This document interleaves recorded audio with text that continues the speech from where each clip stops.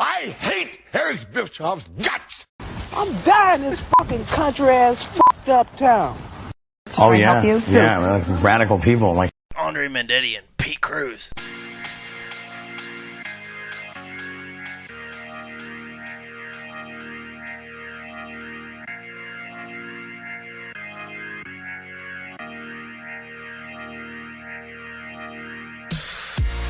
Hello everybody, welcome to Midcard Mayhem here on pwheadlines.com. I am the A-Train, Andre Mendetti, and I'm joined by my partner in crime, Pistol Pete Cruz. How's it going? Good. How you doing, buddy?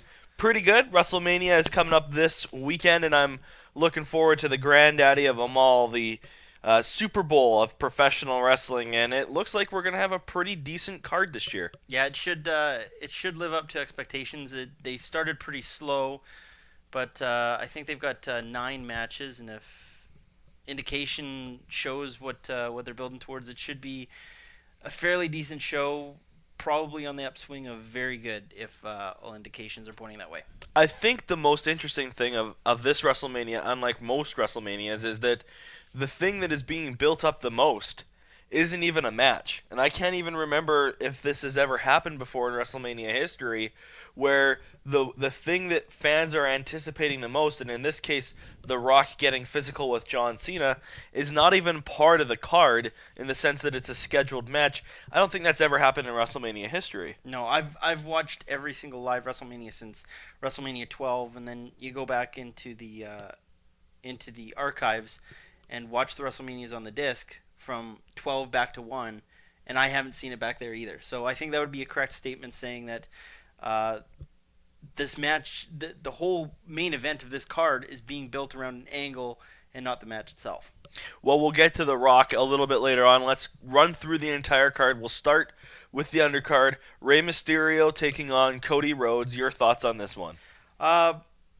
This has the potential to be a really, really solid match. Potential, I've heard all across the internet by Dave Meltzer, Brian Alvarez, a whole bunch of other insiders that this could be the match of the night.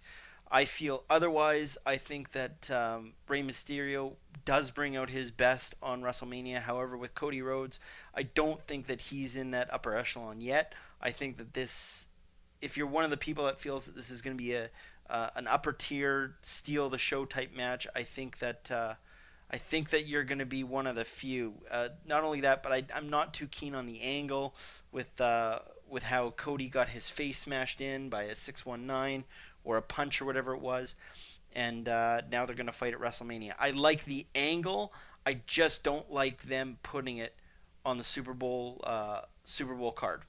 And considering where Rey Mysterio has been throughout the course of his career in terms of WrestleMania matches, this certainly ranks towards the bottom, if not the bottom, in terms of his WrestleMania career, perhaps on the same footing as his match with Matt Hardy at WrestleMania 19. Oh, I agree fully. I just think that what they're doing is they have, Undertaker, Randy Orton, CM Punk, The Miz, Alberto Del Rio. They're all trying to push these guys into the upper echelon, with someone else against them in the match. And I think that they're doing the same thing with Rey Mysterio here, trying to push Cody Rhodes into the, into the upper echelon of the other guys on the roster. And I just think that it's not going to work on this card.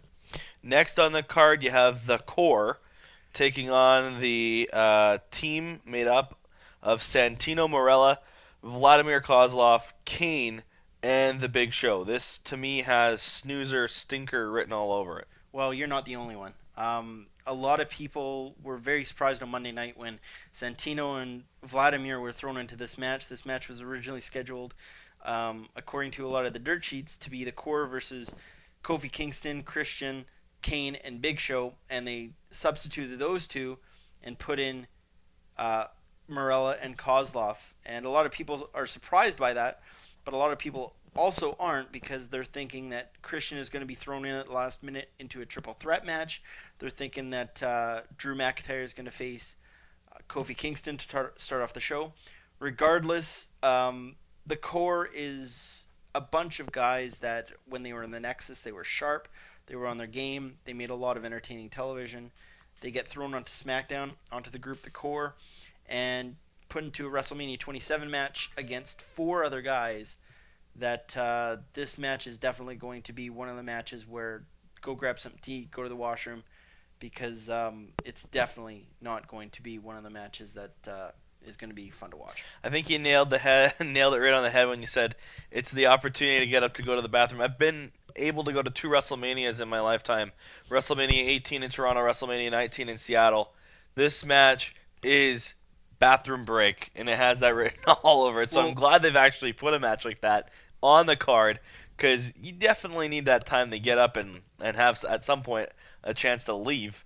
This is the match to do it. Well, not only that, but WrestleMania is the time where you should be looking up and down the card and going, I know what's happening there. I know what's happening there. Oh, I want to sit and watch this match. Mm-hmm. Shut up. Don't say anything. This is one of the matches on the card where half the guys in this match don't have a build in it, where Santino and Kozlov were just kind of thrown in, not really any beef against the Core, whereas Kane and Big Show do. This match is going to be one of the matches where people are not going to want to watch it, and frankly, I don't know why they put it on a WrestleMania show. Bathroom break, exactly. Next on the card, we have here probably the match that is likely to be the show stealer. Sheamus defending the United States title against Daniel Bryan. To me, this is one of the 3 matches on the card that I'm really most looking forward to. Should be a fantastic match. Well, they took away Money in the Bank this year because of the fact that they've got it as a monthly pay-per-view. But in its place, this is something that would almost make up for it because of the fact that Sheamus and Daniel Bryan have been feuding for the last 2 months over the United States title. And over the last 2 weeks, it's basically turned into a total Donnybrook. Both of them, Sheamus puts his career on the line for the U.S. title. Daniel Bryan wants the rematch. Sheamus gives it to him at WrestleMania.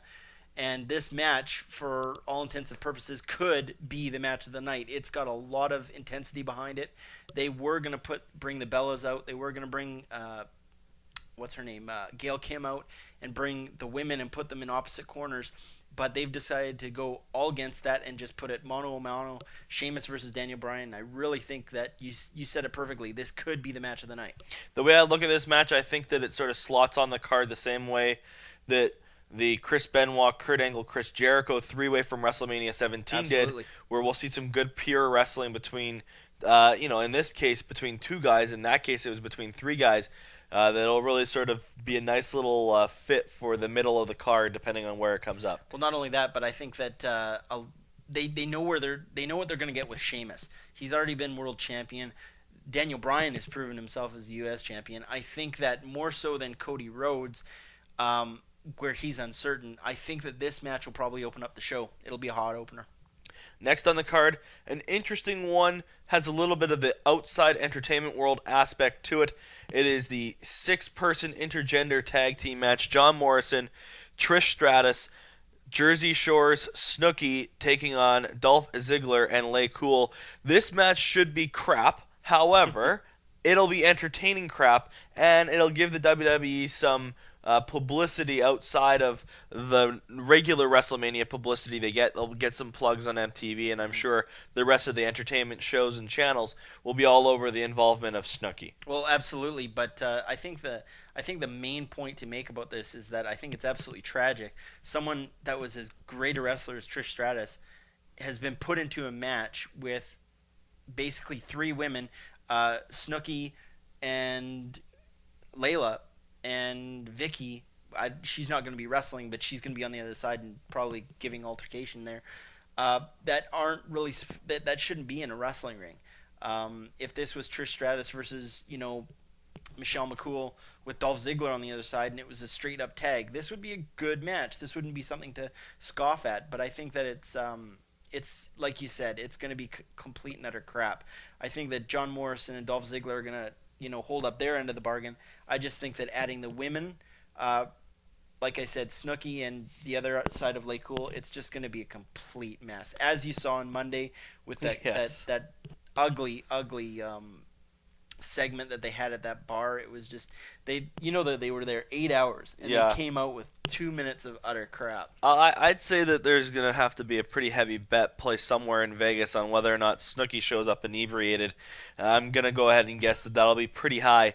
Although, that being said, completely off the topic of the match itself, the Rolling Stone magazine, it was out recently, did a fantastic article on Snooki, and it gave a lot of insight into who she is as a person. And if you are looking for a little bit of background info going into this match, you know nothing about Snooki, I don't know how you can't, given the popularity of the Jersey Shore, but pick up Rolling Stone and have a read. Next on the card, one of the other matches I'm really looking forward to. It's got a whole bunch of different things going into it. It's Michael Cole with Jack Swagger in his corner taking on the King, Jerry Lawler, in his first ever WrestleMania match with Stone Cold Steve Austin as the special guest referee. This will not be a very good wrestling match. This, however, will be a very entertaining segment on the show. Who would have thought that two announcers that have announced Monday Night Raw for the last 5 years would be in one of the top 3 main event matches on WrestleMania? Yeah, if you had to ask me, I would not. I would have said you're drunk. Well, furthermore, who would have thought that Steve Austin would be guest refereeing this match? Yeah, I mean, it's weird. I mean, WrestleMania 27. I know time flies by, but 8 years or 8 WrestleManias ago, Steve Austin wrestled his last match, and now he's a legend, and now he's relegated to being the special guest referee on the card. Albeit, I'm sure it'll be in an entertaining role, much like when he was the special referee during the Goldberg-Brock Lesnar WrestleMania match. He'll be there to deliver a couple of stunners, I'm sure, to Jack Swagger and Michael Cole. My big question, though, will we see Jim Ross involved in this match? Well, I think that that's a great point because Steve Austin, as we all know, is a good friend of Jim Ross. Why would you bring him out to be the special guest referee? He's got nothing with Michael Cole. He's got very little to do with Jerry Lawler. His whole angle that's ever been done with announcers is he's been close friends to Jim Ross. And we saw Jim Ross come out 2 weeks ago or 3 weeks ago on Raw. And so he has made an appearance. It'll be interesting to see if he makes that same appearance at WrestleMania. There has been talk that he was going to referee 2 or 3 matches at WrestleMania. I'm really interested as to why they didn't finally make the stipulation that this match, if Jerry Lawler won, gave Jim Ross his job back on Monday Night Raw. I mean, I know for a lot of folks they think that Jim Ross should be the voice of the WWE until he dies or until he retires. I think Jim Ross himself is probably more interested in the Oklahoma Sooners football play-by-play job, and I really hope he gets it. But that would have added some spice to this match. I don't know whether or not it needed it, but even if they weren't planning on bringing Ross back full-time, it would have been a nice little bit to add onto this match. Well, considering the fact that this past Monday night, Jerry Lawler didn't get to say anything during the Raw show. He did get to say something on SmackDown, but apparently the whole crowd just dumped all over it. Yeah, and that's really surprising, and I wonder how much of that plays into the tweet that was sent out by Michael Cole at Josh Matthews over the weekend with the derogatory homosexual term. I wonder how much of the office being angry at Cole played off on the idea that Lawler was unable to do his promo. Well, that's a very good point, but at the same time, with so much invested in this match, I don't think that they would, with 1 week to go, start to pull the plug on something like this. You've got the biggest draw in wrestling history as a focal point of your main event match, and you've got 2 of your guys that call all of the matches on the card also featured. I don't think that this would be something where because one guy makes a ill-advised move, they start pulling the plug. So I think it'll be very interesting, like we said, to see if something happens during WrestleMania evening or SmackDown for that matter. They could make a vignette sometime this week and air it on Friday to see if Jim Ross will be involved at all. Next on the card, probably the match that I'm most anticipating, Randy Orton taking on CM Punk. I've loved the storyline build. I love the angle on Raw. I think the whole storyline between these two, what Randy Orton's had to go through to finally get his hands on CM Punk one-on-one at WrestleMania, has been fantastic. The WWE's done a great job building this match up, and I'm really looking forward to it. Yeah, this should be one of the 4 matches that is going to be absolute phenomenal. For me, I think that this match itself will steal the show. There's a lot of backstory going into this. You can go back, 3 years when Legacy took out CM Punk, and he wasn't able to compete in the Scramble match at Night of Champions or Unforgiven or whatever that pay-per-view was that they changed the name of all the time. But it should be good. He had to go through 4 Nexus members to get to Punk. He's got an injured knee. Is he going to go into Mania with the injured knee? Is Punk going to make it out? I think it's been great too that Punk's been playing mind games. Is Orton gonna be maybe a little too overzealous, and will he make a mistake? Like, the storyline going into it is fantastic. They've done an excellent job building it up, especially building up CM Punk as a mental warrior, so to speak. He's going after Orton both physically and mentally, and that's unbelievable. And the other thing I like about it too is that there's a reason CM Punk has been going after Orton. It's not just, your run-of-the-mill match that's been put together over the course of a couple months. I don't like you. Yeah, it's not that simple. Yeah. It's you took me out. You cost me the world championship. And I've waited this long. I've got an army behind me. Exactly. And what it does, too, in my opinion, places more importance on the world title. Yeah. CM Punk is that angry about it that he's willing to put aside the idea of regaining the championship in order to gain a measure of revenge over the man that he blames for costing him the world title. Should be a terrific match. Yeah, there's no more that needs to be said. You nailed it right on the head. I think that the only thing I've got to add to that is the fact that if they put as much thought and logic into booking that match, I don't understand why they couldn't spend an hour or 2 hours putting that much logic into every other match on this card. Good point. Next on the card, a no-holds-barred match. Undertaker putting his WrestleMania streak on the line against the Game, Triple H. I don't know what to think of this match other than it should be good. Their match at WrestleMania 17 in Houston was very good. So it was a little bit below in terms of where it placed on the card, behind Rock Austin and McMahon versus McMahon on that particular evening. But on this night, it should be the second to last match on the show, or the last match on the show. And Undertaker always performs at WrestleMania, and I'm sure Triple H will step his game up. Well, the issue that's gone into this match is the fact that actually there's a couple issues. First one is that Undertaker and Triple H come back roughly 5 weeks before the WrestleMania show, and we're supposed to have all of this vested interest into both of them and their careers and what's going to happen. And a lot of people just aren't that high on this match, and that's exactly why, because Undertaker's been gone from the WWE for about 4 months at that time because of being buried alive. Trips has been gone almost a year because of a bicep injury, and we're being told that this is the match that we have to carry about on this night. A lot of people aren't feeling it, and the other reason is because of the fact that Undertaker is still injured. He's rehabbing that, I don't know if it's a shoulder or a bicep or a pectoral injury, but he's still rehabbing that, and he could be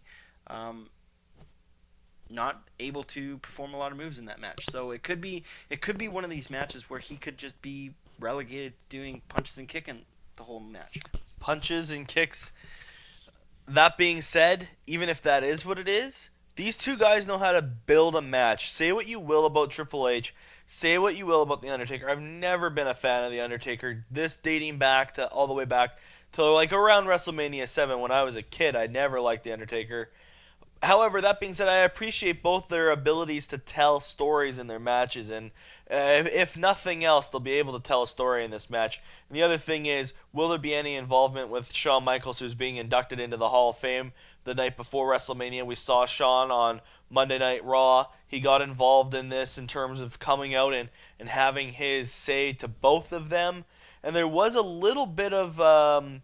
I guess Triple H alluded to possible interference by Shawn Michaels in this match, and Shawn didn't respond, at least not in the context of the storyline. It'll be interesting to see if Shawn Michaels gets involved in this match. Well, it's been now rumored on the internet that Shawn is going to play a part in the match. He'll be at ringside with Hunter. Shawn's involvement on Monday was just phenomenal. That interview before Sean came out was about a 5. This whole program that's been with Taker and Triple H has been about a 5 up until Sean came out on Monday. When Sean came out and basically helped cut a promo for Undertaker and helped cut a promo for Triple H, almost delivered a super kick to Undertaker, and then basically had Hunter block the chokeslam, come and get involved. Sean had his tail tucked between his legs and took off. Sean being involved on Monday night took this program from a 5 to about an 8. Well, I'll disagree with you in terms of where the storyline was before. I know you're saying that because you're a big Shawn Michaels fan. However, I do agree he has increased the excitement that I have and the drama going into this match without question. Now, I think that you've underrated this feud as short-term as it's been. I think that it's at least resonated with me, and I think it's resonated with a large portion, at least of the live audiences when I've tuned in. They've responded. So I think it's probably been taken from an 8 to a 10 now with Sean's involvement, and I think that's why you'll see it placed so high on the card. I think the one thing that we can definitely agree on is bringing Sean into the mix has definitely taken this match to a new level. Absolutely.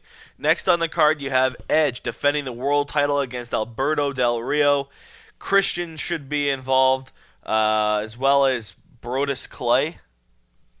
Yeah, he's... Brodus Clay. Yeah, he's... Let me say that one more time. Brodus Clay. I'm saying that with a lot of question marks because how can a guy who's gone from NXT to go to being involved in a world title match on WrestleMania? The best way I can explain it is he's basically Alberto Del Rio's Psycho Sid. He's the bodyguard. He's the thug. He's the hired hitman, so to speak. A lot of people are expecting Christian to turn in this match. I don't know. Expect the unexpected with professional wrestling. I'm expecting Alberto Del Rio to win the world title. Well, Edge and Alberto Del Rio are going to burn the house down. Alberto Del Should be Rio, fantastic. he has not lost since I think it's September. He has been on fire. He has been the one guy that they're putting all their hopes on. He's been a great asset to this company over the last 6 months, and I would not be surprised to see them put the belt on him, and not only that, but continue the feud with Edge through possibly the summer. I've told you this before. I'll go on record. You have it right here, folks. Andre Mendetti is going to go on the record and say Alberto Del Rio will be the next big star in the WWE. I think he's got the look, he's got the charisma, he's got the talent, and I think that with his Hispanic background will appeal to such a broad audience. I think Alberto Del Rio may not get to the echelon of The Rock or Steve Austin because of where the business is right now, but Alberto Del Rio in a year from now we'll be talking about just how good Alberto Del Rio is and just how famous and how important in the realm of the WWE he has become. I disagree with you significantly. I know you do. I think that he's just another Mexican wrestler.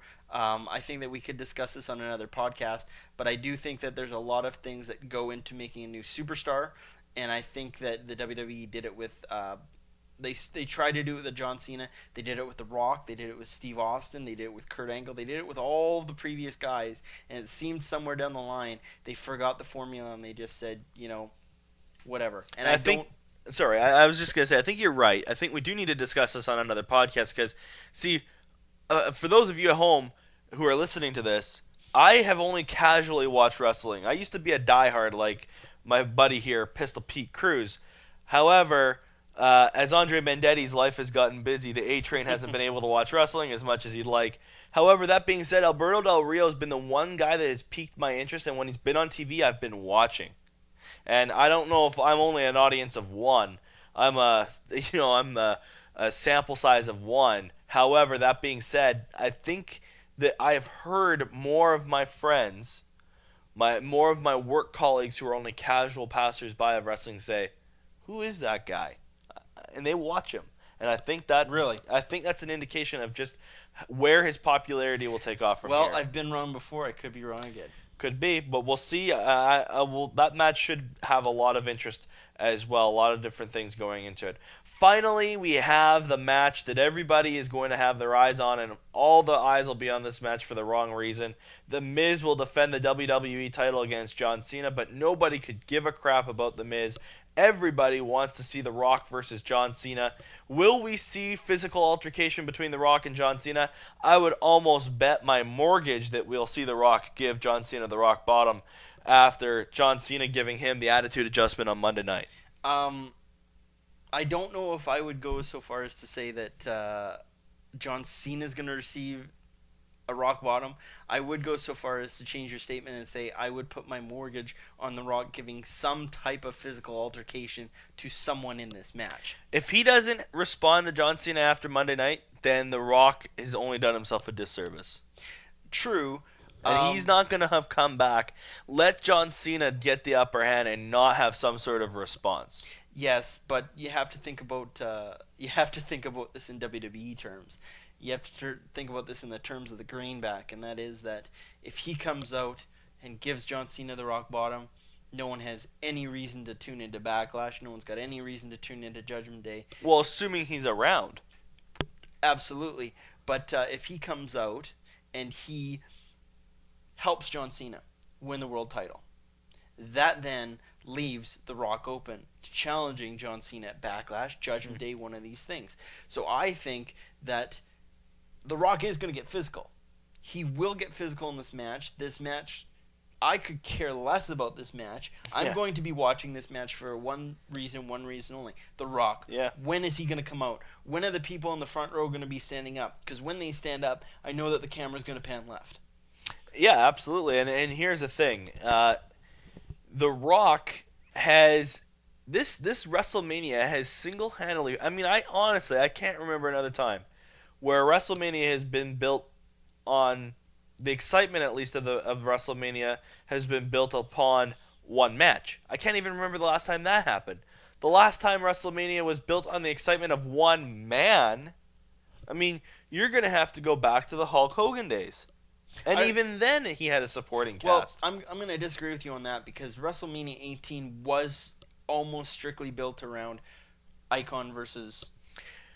It was, but you also had Steve Austin and Scott Hall, which had some cachet, and you also had the world title match between Chris Jericho and Triple H, which had some cachet. You did, but Triple H and Chris Jericho was more built around the fact that Stephanie and Triple H were going through problems. Much like this. No one could care a lick about Chris Jericho, much like no one could care a lick about The Miz. And that's unfortunate because The Miz, I think, has got a lot of upside to him as well. Absolutely. I would agree with you. Well, those are our thoughts on the card. I think that it's going to be a WrestleMania worth watching. I maybe would encourage folks to order with a group of friends because it's a hefty price tag if you're only watching by yourself for one reason alone. It's a hefty price tag if you watch it in HD. Yeah, I was looking at it. $65.99. Oh my gosh. That's on our trusty old Shaw Cablevision up here in Canada, but who knows what it is around the world. But that wraps it up for us here on Midcard Mayhem on PWHeadlines.com. For Pistol Pete Cruz, I'm the A-Train, Andre Mendetti. See you next time, everybody. Winning. Now why don't you make like a tree and get out of here?